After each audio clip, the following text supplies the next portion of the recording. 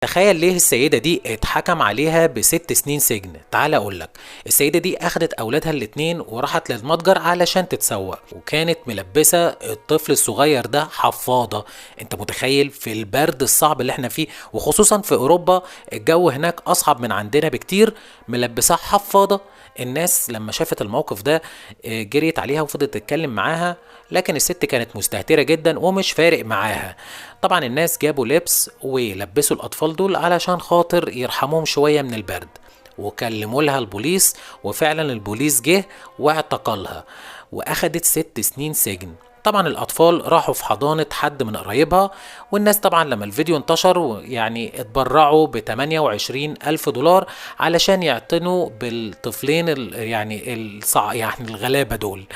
فانت يعني رأيك ايه في الموقف يعني الغريب ده؟ وهل في امهات عندها جحود للدرجة دي؟